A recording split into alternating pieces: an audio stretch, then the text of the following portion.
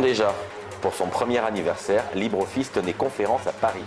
Et c'est peu de dire que la cantine, le premier espace de travail collaboratif à 2 pas de la Bourse à Paris, était quelque peu étriqué pour accueillir de visiteurs et conférenciers.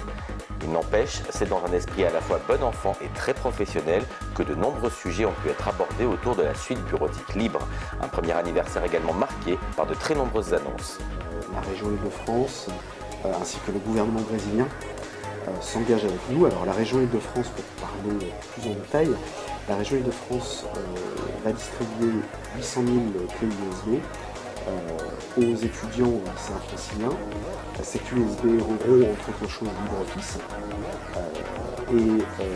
ça aura pour but de démocratiser l'utilisation de la suite bureautique donc en Île-de-France. Sur LibreOffice, sur cette version de LibreOffice, il y aura un plugin. Ce plugin permettra aux étudiants de pouvoir télécharger et synchroniser leurs documents dans le cloud régional.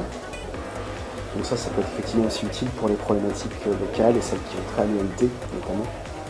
La deuxième annonce, nous avons commencé à travailler depuis quelques mois, notamment un de nos développeurs qui s'appelle Torlin Christ, sur le portage de la plateforme LibreOffice sur le système d'exploitation Android et iOS.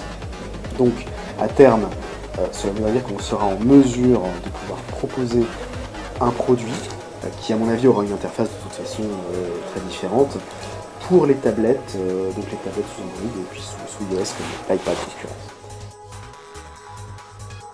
Et le démarrage du projet de développement d'une suite bureautique en ligne qui nous est propre.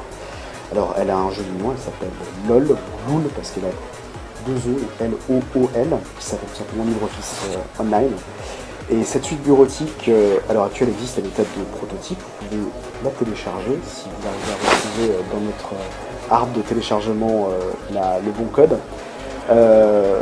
Au jour d'aujourd'hui, ce qui est intéressant de savoir, c'est que même à l'état de prototype, comme nous avons réussi en réalité à porter LibreOffice sous HTML5, vous vous retrouvez dès aujourd'hui avec la suite bureautique qui est, en termes de fonctionnalité, la plus complète sur le marché, la suite bureautique en ligne. Donc, sous HTML5, vous pouvez bénéficier de toute l'interface et de la plus grande partie des fonctionnalités, en tout cas de LibreOffice, que vous aviez normalement en tant que client lourd sur votre place de travail.